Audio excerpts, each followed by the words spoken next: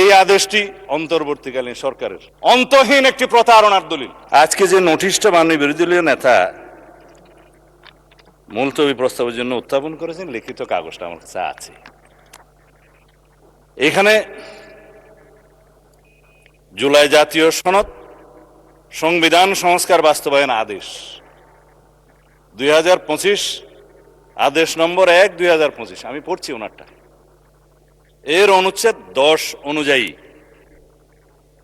সংবিধান সংস্কার পরিষদের অধিবেশন আহ্বান প্রসঙ্গে, এটাই হচ্ছে আজকের ফ্যাক্টিং ইস্যু, আলোচ্য বিষয়।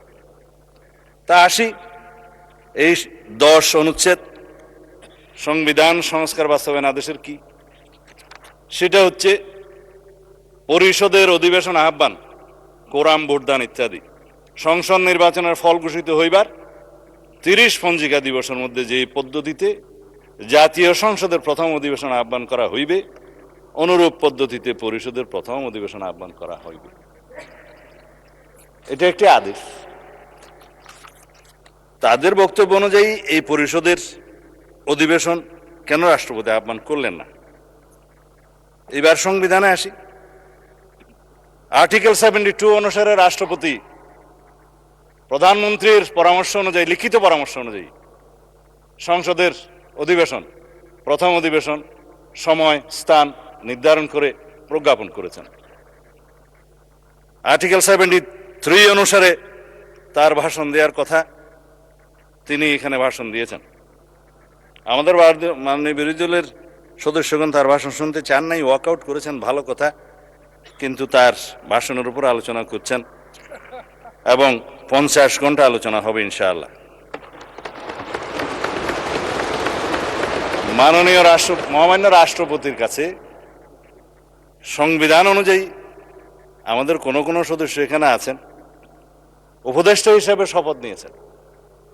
সংবিধান তখন ভালো ছিল, রাষ্ট্রপতিও তখন ভালো ছিল, কিন্তু ভাষণের দিন উনি মনোপুত হলেন না আর কি। যাই হোক, এখন এই আদেশটা নিয়ে যে আমরা আলোচনা করব, আদেশের অনুবলে যে সংবিধান সংস্কার পরিষদের অধিবেশন কেন আহ্বান করা হবে না তার উপর যে আলোচনা করব, আদেশটা কি, কিছু কিছু জবাবের মধ্যে চলে আসবে। মাননীয় বিরোধী দলের একজন সদস্য বলেছেন এই আদেশটা বৈধ আইন। এইখানেই হচ্ছে বিতর্কটা। এই আদেশটা বৈধ আইন না। রাষ্ট্রপতি আদেশ জারি করতে পারতেন, পাস্ট টেন্স। 1971 সালের 26শে মার্চের পরের থেকে বাংলাদেশের সংবিধান প্রণীত হওয়ার আগ পর্যন্ত বাংলাদেশের স্বাধীনতার ঘোষণাপত্র অনুযায়ী এবং সেই অনুযায়ী laws continuance enforcement order 1971 10th April এবং the Bangladesh constitution provisional constitution order 1972, এই অনুসারে রাষ্ট্র পরিচালিত হয়েছে। রাষ্ট্রপতি অর্ডার জারি করেছেন, রাষ্ট্রপতির অর্ডার অনুসারে নবগঠিত রাষ্ট্র পরিচালিত হয়েছে। আদেশগুলো সবগুলোকে শিয়া বাটার ও ভিটামিনে সমৃদ্ধ লিলি বিউটি সোপ, তারুণ্যময় উজ্জ্বল ত্বকের জন্য বৈধতা দিয়ে সংবিধানের প্রথম এবং চতুর্থ তফসিলে বৈধতা দেওয়া হয়েছে, কন্টিনিউশন হয়েছে। আমি সেই আদেশকে বৈধ আদেশ মনে করি। যে হাইকোর্টের আদেশ, যে রুলিংয়ের কথা বললেন, সেই আদেশগুলোকে আইনে পরিণত, আইন বলে স্ট্যাটাস দেওয়া হয়েছে। অবশ্যই আর্টিকেল 152 অনুসারে একটা হচ্ছে ল, আরেকটা হচ্ছে এক্সিস্টিং লস। আইন এবং প্রচলিত আইন দুই জায়গাতেই আদেশ হচ্ছে বৈধ আইন। অন্যান্য প্রথা, রুলস সবকিছু বৈধ আইন, আদেশও আইন। কিন্তু এই আদেশ ছিল, কিন্তু আদেশ জারি করার ক্ষমতা 1973 সালের 7ই এপ্রিলের পর রাষ্ট্রপতির আর রইল না। চতুর্থ তফসিলের, সংবিধানের চতুর্থ তফসিলের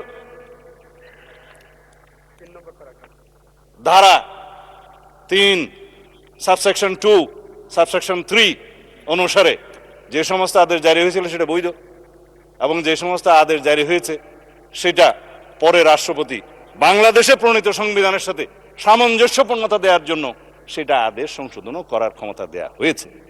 এবং সেখানে আপনি দেখবেন 2 বছরের টাইম লিমিট করে দেয়া হয়েছিল। আমি দেখে বললে ভালো বলি না, সেই জন্য এমনি বলি।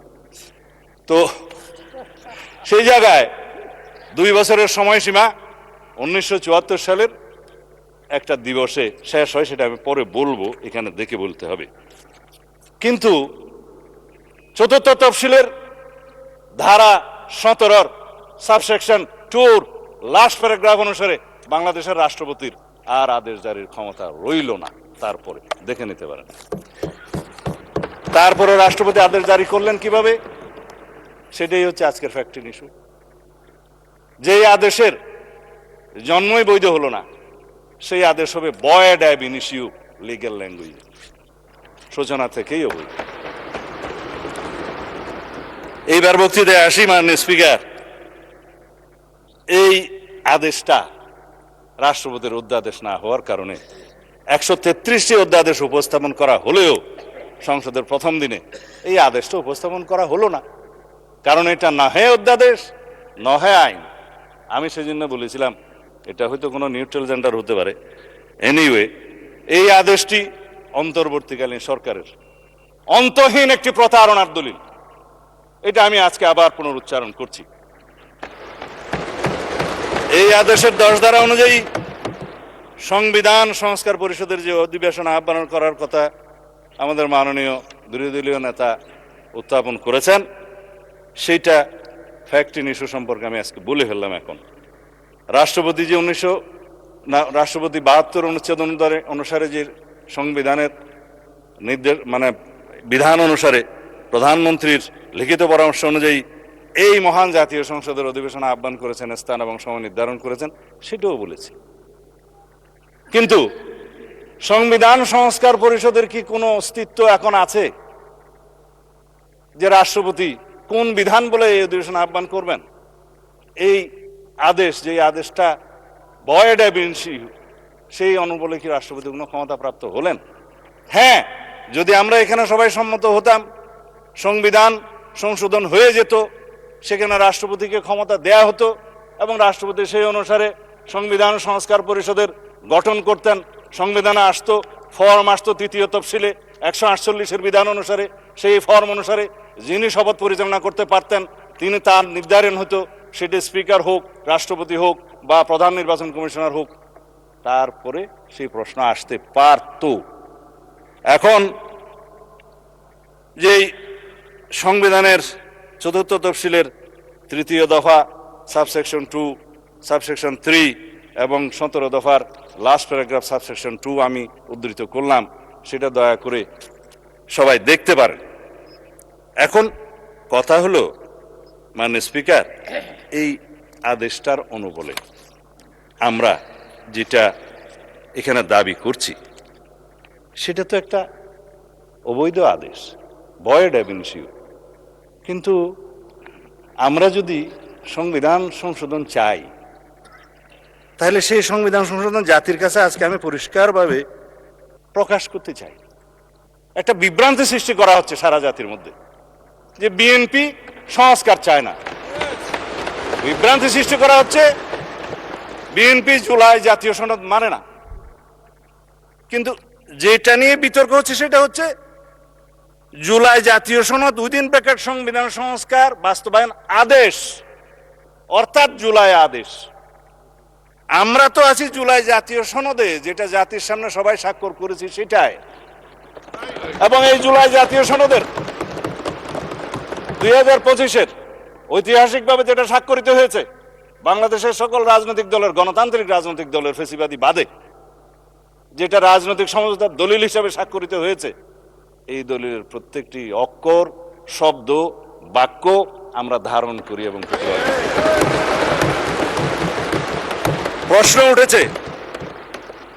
প্রশ্ন উঠেছে যে আমরা এই আদেশের অনুবলে কেন আমরা গণভোট যেটা অনুষ্ঠিত হয়েছে সেটা মানছি না।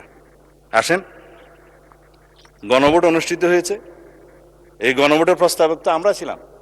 আমি প্রস্তাব দিয়েছিলাম বিএনপির পক্ষে যে অন্যান্য রাজনৈতিক দল জুলাই জাতীয় সনদ যখন স্বাক্ষরিত হবে, তখনও হয়নি, সেটার আইনি ভিত্তি দেওয়ার জন্য সবাই একটা দাবি উত্থাপন করলেন। বললাম হ্যাঁ, জনগণের সম্মতি নেওয়া যায়, এই জুলাই জাতীয় সনদের পক্ষে জনগণ আছে কি নাই? কারণ এই জুলাই জাতীয় সনদের দুইটা ভাগ। প্রথম ভাগ হচ্ছে সংবিধান সংশোধন সাপেক্ষে আমরা সংস্কারের বিষয়সমূহ এখানে বলা আছে 1 থেকে 48, 1 থেকে 47 সংবিধান সংশোধন সাপেক্ষে সংস্কারের বিষয়সমূহ লেখাই আছে। সংবিধান সংশোধন সাপেক্ষে সংস্কারের বিষয়সমূহ যদি এই জুলাই সনদের পক্ষে জনগণ হ্যাঁ বলে, তাহলে পরে আমরা সংবিধান সংশোধন করতে পারবো সেই 47টা বিষয়ে। উইথ নোট অফ ডিসেন্ট, প্রত্যেকটা নোট অফ ডিসেন্টে বলা আছে যে সমস্ত রাজনৈতিক দল বা জোট তাদের নির্বাচনী ইশতেহার উল্লেখপূর্বক যদি জনগণের ম্যান্ডেট লাভ করে, তাহলে তারা সেই মতে ব্যবস্থা গ্রহণ করতে পারবে। আগামী কালকে অথবা পরশু সম্ভবত আরেকটি মুলতবি নোটিশের উপরে আমরা আলোচনা করতে চাইবো। আমরা দিচ্ছি না, বেসরকারি সদস্যরা দিচ্ছে। সেখানে এই জুলাই জাতীয় সনদের প্রত্যেকটি ধারা ও উপধারা কি কি আছে সেই বিষয়ে কথা হবে, প্রতিশ্রুতি বিষয়ে। আমি আজকে ওখানে বিস্তারিত যাব না। এটার দ্বিতীয় ভাগ হচ্ছে যে সমস্ত সংস্কারের বিষয়ে আমরা একমত হয়েছি, সেই বিষয়ের মধ্যে কিছু আইন আছে সংশোধন করতে হবে, কানুন আছে, বিধি আছে, বিধান আছে। সেটার জন্য সংবিধান সংশোধনের প্রয়োজন হয় নাই বিধায় ইন্টারিম গভর্নমেন্ট অনেক অধ্যাদেশের মাধ্যমে সেগুলো সংশোধন করেছেন, এক্সিকিউটিভ অর্ডারের মাধ্যমেও করেছেন। আমরা এগ্রিড হয়েছি। তবে সেই সমস্ত অধ্যাদেশগুলো বিধান মতে বাংলাদেশের নির্বাচিত জাতীয় সংসদে উত্থাপন করতে হয়েছে। আর্টিকেল 93 অনুসারে আইনমন্ত্রী সেটা করেছেন। And this is the supremacy of the parliament, and this is the sovereignty of the people, and this is the sovereign house of the nation. এই sovereign হাউসের ক্ষমতা হচ্ছে, এখতিয়ার হচ্ছে রাষ্ট্রপতি অধ্যাদেশ জারি করতে পারলেও ইন বিটুইন টু সেশনস সেটা এই মহান সংসদে পাশ করে নিতে হবে উইদিন 30 days। এটাই হচ্ছে সার্বভৌম পার্লামেন্টের সার্বভৌমত্ব। মাননীয় স্পিকার, আমরা এখন যদি এটার পোস্টমর্টম করতে চাই, রাষ্ট্রপতির এই আদেশ কেন অবৈধ, তার যুক্তিসমূহ একটু বলি। 7 এপ্রিল 1973, আগে যেটা বলছিলাম, এই তারিখ থেকে বাংলাদেশের প্রথম জাতীয় সংসদ বৈঠক অনুষ্ঠিত হওয়ার পর রাষ্ট্রপতির আদেশ জারির ক্ষমতা রহিত করা হইল সংবিধানের 4th তফসিলের 17 দফার 2 দফা, লাস্ট প্যারা। রাষ্ট্রপতির কোন আদেশ এবং অধ্যাদেশ দ্বারা পরবর্তী সংসদের সার্বভৌম এখতিয়ারকে খর্ব করতে পারেন না। কেন পারেন না? আর্টিকেল 7, রাষ্ট্রের সকল ক্ষমতার মালিক জনগণ, এবং সেই জনগণের সার্বভৌমত্ব এখতিয়ার প্রয়োগের মাধ্যমে এই সংবিধান হচ্ছে সর্বোচ্চ আইন। Any laws inconsistent to the constitution will be buoyed, is buoyed, shall be buoyed to the extent of the inconsistency. এটাই হচ্ছে supremacy of the constitution, supremacy of the house, supremacy of the people of the country. Shea butter ও ভিটামিনে সমৃদ্ধ Lily beauty soap, তারুণ্যময় উজ্জ্বল ত্বকের জন্য।